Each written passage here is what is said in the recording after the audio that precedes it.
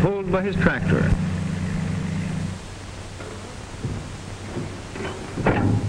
I'll take it now for a few hours. Finish 25 acres of it, Tom. Ought to be done by Saturday night. Sure, we'll make it, Ed. How's the gas holding out? Enough left for a couple of hours.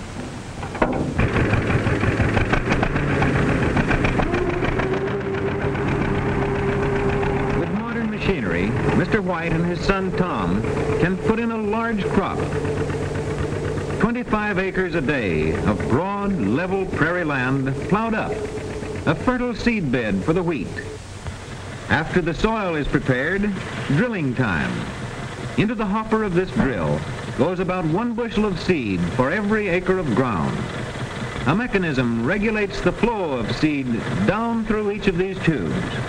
At the ends, these are like tiny plows, each making its own furrow into which the seed falls. The loose soil covering the wheat as it is planted. After the planting, Mr. White looks for rain.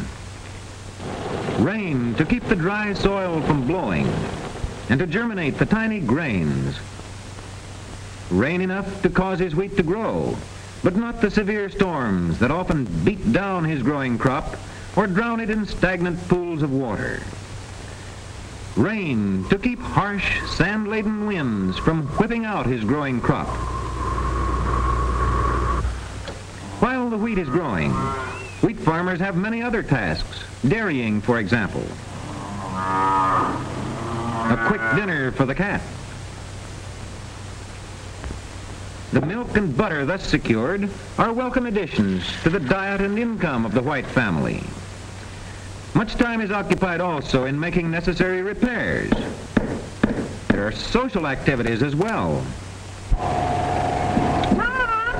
Yeah? I have a letter here for you. Who's it from? I think it's about the 4-H Club meeting. Oh, William, my hands are dirty.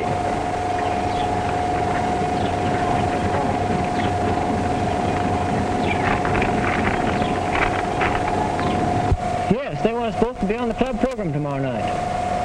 Do you think you can get your face clean by that time? Well, I'll work on it. At this time, we will have several project reports given by various club members.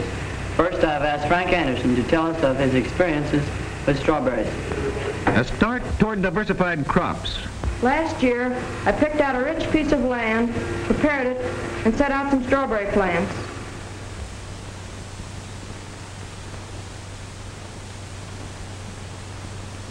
I took care of them, and this year we have plenty of berries for our own use. Training in cooking. And I found that very careful sifting of the flour will improve the texture of the cake. At least my little brother seemed to like it.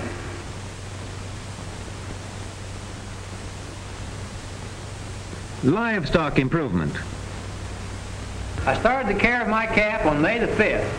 First, I had to teach him to drink milk from a pail.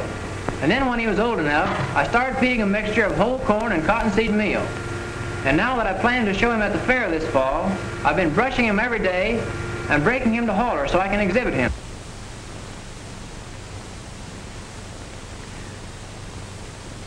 Such activities as the 4-H clubs combine the social and business life of the youth in the wheat farm belt. But now the warm sun and the kindly rain have brought the crop to maturity.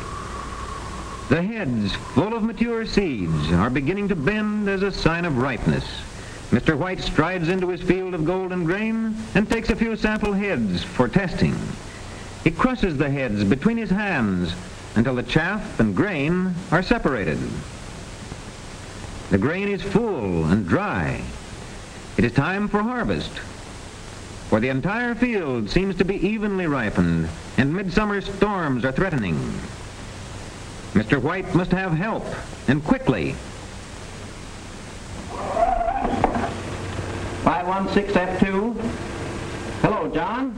This is HW talking. Want to start combining tomorrow. Can you run the machine for me?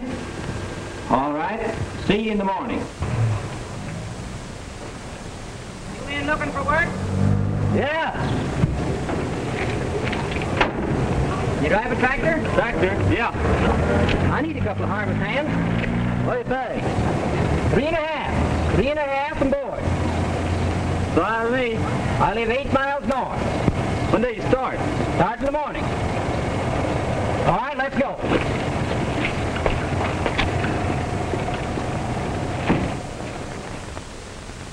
The ripened wheat must be harvested and stored without delay, and the combine is Mr. White's way of doing it. From early morning till late at night, the harvest goes on. Harvesting wheat is hard work for all, and the farmer's wife does her part by providing sumptuous meals. High noon and time for dinner. Time for dinner! Time for dinner! Time for dinner! Prairie winds furnish the power for the pumps, for the water with which the hot harvesters wash away the dust of the field and cool themselves before eating. Washing in cool water is almost better than drink after the heat and dust.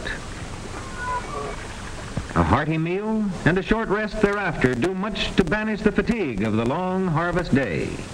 There are no finicky appetites among a group of harvest hands. The food on the table vanishes like the grain in the fields under the blade of the combine. And woe to the harvester whom the pie plate reaches last. After dinner, dishwashing for the women folk, and the men are once more back in the dust of the harvest field. The sky promises at least temporary continuance of clear weather. And the combine goes tirelessly on, making the best of each sunny hour. A sudden storm at this time might ruin all the standing crop. The combine reel turns constantly, each blade reaching out and bringing back the heads of ripened wheat to the cutter bar. They fall backward and downward upon an endless canvas belt which passes them on into the body of the machine. Here, the grain is separated from the chaff.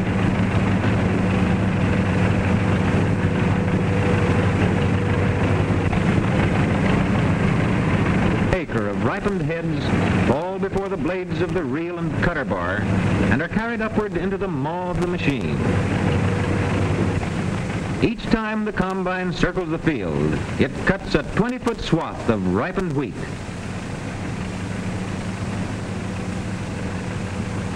The modern combine cuts just below the head of the grain and leaves the straw standing. The tall stalks are later plowed under for fertilizer. And now, the hopper on the combine is filled with the threshed wheat. At a signal, a waiting truck drives alongside and is loaded with a deluge of grain. For a moment now, the harvesters pause and enjoy a cooling drink. From loaded combine to loaded truck, the grain thus leaves the harvest field. Without delay, the wheat goes on its way to the nearest elevator, for today's market may be favorable. This is the harvest field routine, from dawn to dusk. From field to combine, from combine to truck. From combine to truck, and from truck to elevator. At the elevator, located on a spur of the nearest railroad, Mr. White sells his grain. Some elevators are cooperative, some are owned locally, and some by milling interests far off. These two simple devices, a removable end gate on the truck and a grated opening on the driveway beneath, permit rapid and easy unloading of the grain from truck to elevator. From truck to elevator, elevator to train, from train to mill, and mill to bakery. Thus the wheat harvest travels. Processed and mixed and kneaded. Mixed and kneaded and weighed. Weighed and rolled and put into pans and baked.